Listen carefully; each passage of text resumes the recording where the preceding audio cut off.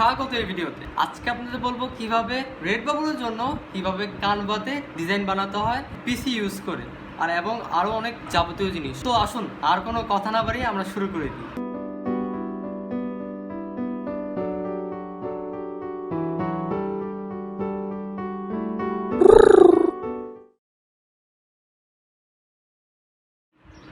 তো ডিজাইনের জন্য অনেক কিছু আছে, যেমন অ্যাডোবি ইলাস্ট্রেটর, ফটোশপ, আর অনেক অ্যাপ আছে, সফটওয়্যার আছে, কিন্তু কানভা হলো বেস্ট ফ্রি হিসাবে। এবং এখানে এটা মোবাইলে ইউজ করা যায়, পিসিতেও ওয়েবসাইট হিসাবে ইউজ করা যায়, মোবাইলে অ্যাপ হিসাবে ইউজ করা যায়। তো আমরা আগে বুঝে নিই যে কানভা জিনিসটা কি। কানভা হলো একটা ডিজাইনিং টুলস, যেখানে আপনি মোবাইলে অথবা পিসি দিয়ে আপনি ডিজাইন করতে পারবেন ফ্রি। এবং এখানে প্রো প্ল্যান আছে, সেটা আপনাদের উপর, আপনি কিনবেন নাকি কিনবেন না, কিন্তু এটা ফ্রি একেবারে। তো আজকে আপনাদের দেখাবো কিভাবে পিসি দিয়ে কানভাতে ডিজাইন করতে হয়।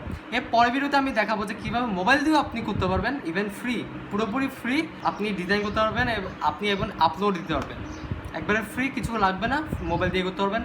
তো আজকে ভিডিওতে আমি সেটা দেখাবো না, আজকে ভিডিও শুধু পিসি দিয়ে দেখাবো কিভাবে পিসিতে আপনি করতে পারবেন। তো আসুন আমার ডেস্কটপ স্ক্রিনে চলে যাই।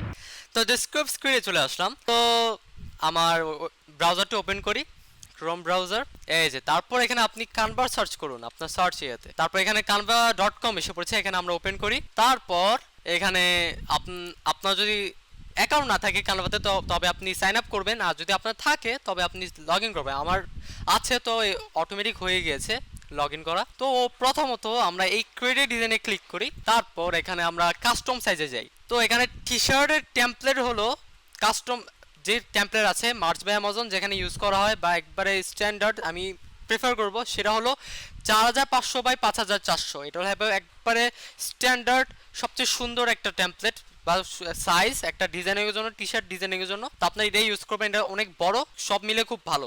তো 4500 বাই 5400 ক্রিয়েট নিউ ডিজাইন। তারপর আমরা এখানে এসে বললাম নিউ টেমপ্লেটসে। তারপর এখানে আপনি যদি টেমপ্লেট ইউজ করতে চান তবে আপনি ইউজ করতে পারেন। এখানে আমি টি শার্ট সার্চ করলাম, এখানে আসার কথা, হ্যাঁ অনেক এসে পড়েছে। এই যে দেখুন প্রচুর ডিজাইন, এখানে সব ফ্রি, এগুলো একটু পেইড, এগুলো আপনার টাকা দেওয়া লাগবে তাদেরকে, নাহলে এগুলো সব ফ্রি। আমি আপাতত এটা নেই, আপনাদের দেখানোর জন্য বড় করি। তো প্রথমত আমরা একটা ডিজাইন ইন্সপায়ারেশন নেই। তো এখানে আপনার ডিজাইন করার পূর্ব মুহূর্তে আগে আপনাকে সব সময় মনে রাখা দরকার যে আপনাকে একটা ইন্সপায়ারেশন দরকার। আপনি যদি ইন্সপায়ারেশন ছাড়া কাজ করেন আপনার কিছুই হবে না। তো একটা ইন্সপায়ারেশন দরকার যে আপনি কি নিয়ে ডিজাইন বানাবেন, কি নিশে বানাবেন। এবার বলি নিশ জিনিসটা কি। নিশ হলো একটা সাবজেক্ট। মনে করুন ডগ, কুকুর, এটাও একটা নিশ বা এটা একটা সাবজেক্ট। তো নিশকে বলে এখানে এখানে সাবজেক্টে বলে নিশ।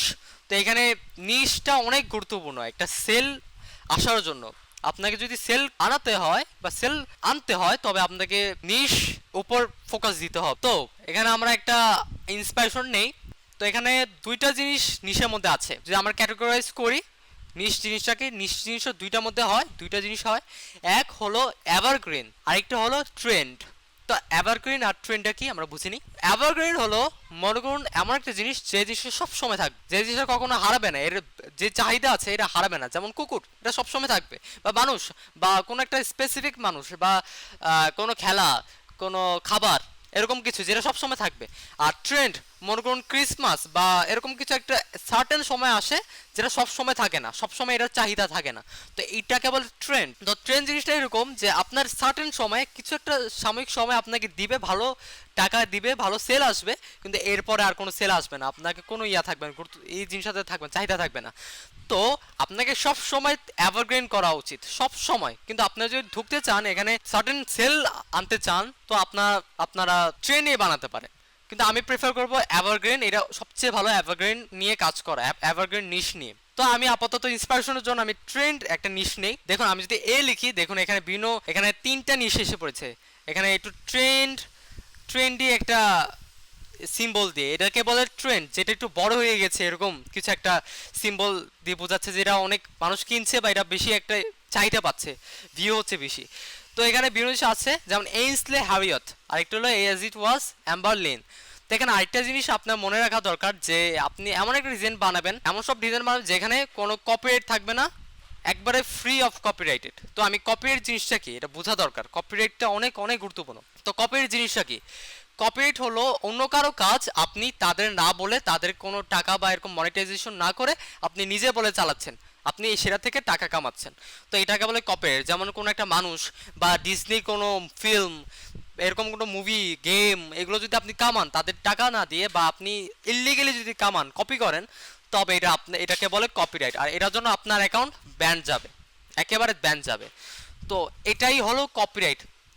তো এইটা নিয়ে আপনাকে প্রচুর প্রচুর কনসিয়াস থাকতে হবে যে আপনি করছেন নাকি কপিরাইট কাজ করছেন নাকি এটা ঠিক আছে। তো এটার জন্য আপনার যদি কনফিউজ হয়ে থাকেন, তবে আপনাকে আমি লিঙ্কে একটা দিয়ে দিব, ওয়েবসাইট দিয়ে দেবো, সেখানে গিয়ে আপনারা দেখবেন যে এটা কপিরাইটেড নাকি কপিরাইটেড না। তো আমি পরে এটা নিয়ে আমি ভালো বিস্তারিত কথা বলবো, এই ট্রেডমার্ক এগুলো নিয়ে। আজকে আমি বেশি দেখাবো না, আমি লিঙ্কটা দিয়ে দেবো ডেসক্রিপশন, আপনারা যেয়ে দেখতে পারেন। তো আমি এখানে আছে ইনসলে হ্যারিয়ট, এটা কপিরাইটেড, তো আমি যাবো না। অ্যাজ ইট ওয়াজ এটা দেখি, অ্যাজ ইট ওয়াজ এটা খারাপ না, কিন্তু এটা 4000 রেজাল্ট, যেটা অনেক বেশি। তো আমি এই নিশ নেওয়া, কিভাবে নিশ চুজ করতে হয়, কিভাবে ভালো একটা নিশ নেওয়া যায়, এটা নিয়েও আমি একটা ভিডিও বানাবো পরে। এখানে আমি পুরোপুরি ফুললি দেখাবো না।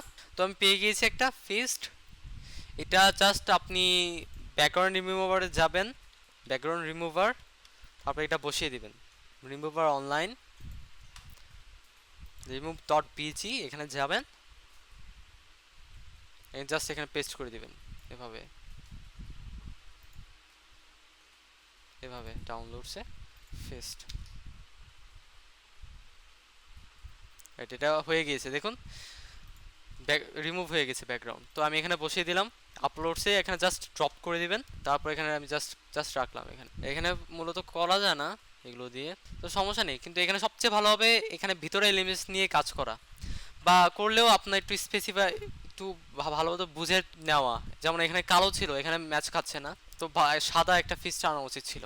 তারপর এখানে টেক্সট আছে, বিভিন্ন ইফেক্ট আছে, যেমন আমি এটা দেখি, জাস্ট এখানে প্রেস করবেন, এসে পড়েছে এখানে ইফেক্ট। আমি তো একই জিনিস এখানে লিখবো আপনাদের দেখানোর জন্য।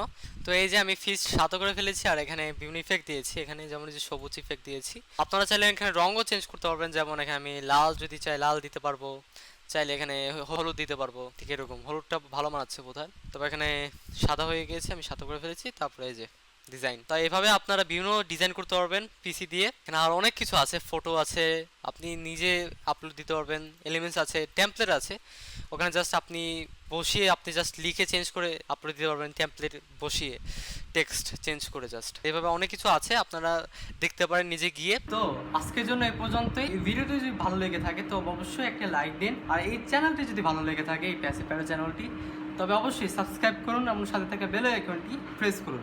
আমি আমার পরের ভিডিওতে কেডিপি, রেডবাবল এইগুলো নিয়ে টিউটোরিয়াল বানাবো, এবং অবশ্যই এই কীভাবে মোবাইল দিয়ে কানভার জন্য ডিজাইন বানাতে হয়, কানভাতে ডিজাইন বানাতে হয়, রেডবাবলের জন্য একটা ভিডিও বানাবো। তো আপনি যদি জানতে চান আমার সাথেই থাকুন। তো আজকের জন্য এই পর্যন্তই, বিদায়।